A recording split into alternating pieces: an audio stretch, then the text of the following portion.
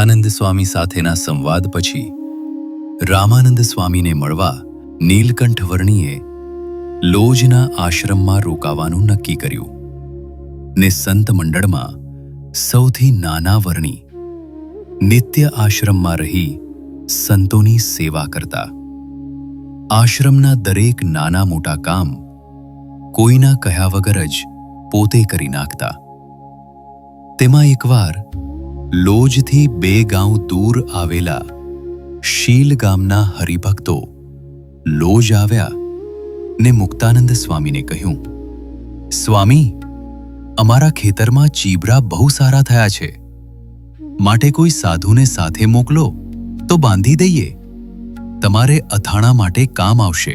ને એટલે મુક્તાનંદ સ્વામીએ સુખાનંદ સ્વામીને કહ્યું, સ્વામી, તમે આ ભક્તોની સાથે શીલ ગામ જાઓ ને ચીબડા લઈ આવો. એટલે હવેથી સરજુદાસના નામે ઓળખાતા નીલકંઠ વર્ણીએ કહ્યું, સ્વામી, તો હું પણ તેમની સાથે ચીબડા ઉચકવા જાઉં તો કેમ રહેશે? એટલે મુક્તાનંદ સ્વામીએ કહ્યું, પણ બ્રહ્મચારી, તમારો દેહ અતિ દુબળો છે, તેથી તમે ન જાઓ તો સારું. ત્યારે સુખાનંદ સ્વામીએ કહ્યું, સ્વામી, સરજુદાસ ભલે અમારી સાથે આવે.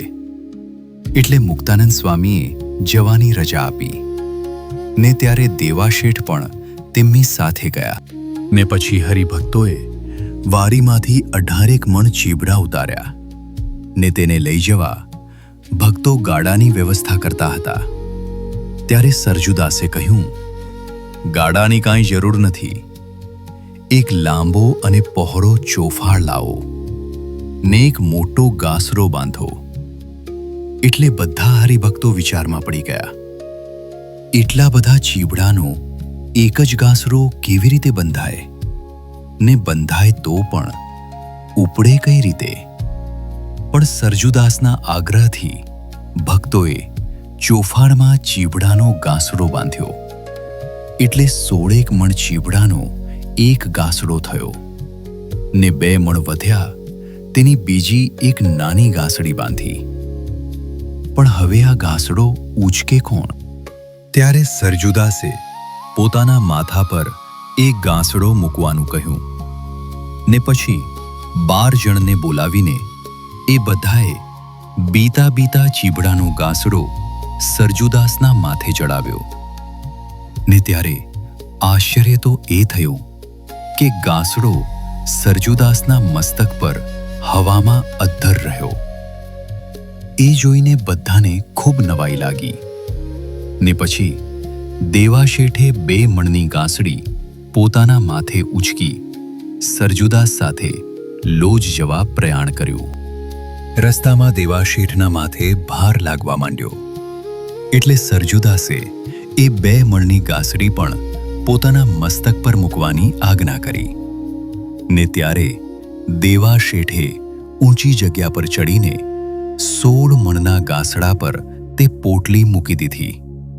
ને ત્યારે તે પણ હવામાં અદ્ધર જ રહી. સરજુદાસનો આ ચમત્કાર જોતા જોતા દેવાશેઠ એમના સ્વરૂપનો વિચાર કરવા લાગ્યા. પણ વર્ણીની આ કળા કોઈની સમજમાં આવે તેવી ન હતી. ને પછી લોજમાં આવી. મંદિરમાં પાછળના ભાગમાં સરજુદાસે બંને ગાંસડી નીચે ઉતારી. જે સ્થળે મહારાજે એ ગાંસડી ઉતારી હતી ત્યાં અત્યારે આરસની છત્રી બનાવીને શ્રીજી મહારાજના ચરણારવિંદ પધરાવ્યા છે. ને આ વાતનો સવિસ્તાર લેખ પણ તેમાં કોતરીને લખ્યો છે. સરજુદાસને આવેલા જાણી મુક્તાનંદ સ્વામી એકદમ બહાર આવ્યા ને તેમણે ચીબડાનો ગાંસડો જોઈને પૂછ્યું, આ ગાંસડો કોણ ઉપાડી લાવ્યો?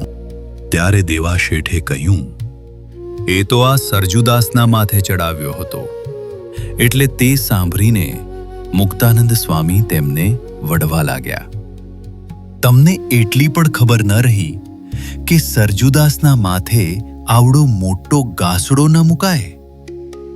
ત્યારે દેવાશેઠે કહ્યું, પણ સ્વામી, ગાંસડો તો સરજુદાસના મસ્તકથી એક વેંત અદ્ધર રહેતો હતો ને આ ચમત્કાર અમે નજરે જોયો છે.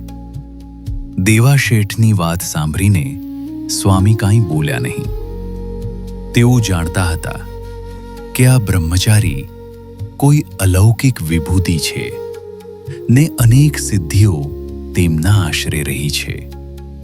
તેઓ અહીંયા આશ્રમમાં ટક્યા છે એ જ મોટું આશ્ચર્ય છે. નહીં તો આવા નિસ્પૃહી પુરુષ કોઈ સ્થાનમાં સ્થિર ન રહે. એમ વર્ણિનો મહિમા વિચારતા તેઓ પોતાના આસને પધાર્યા.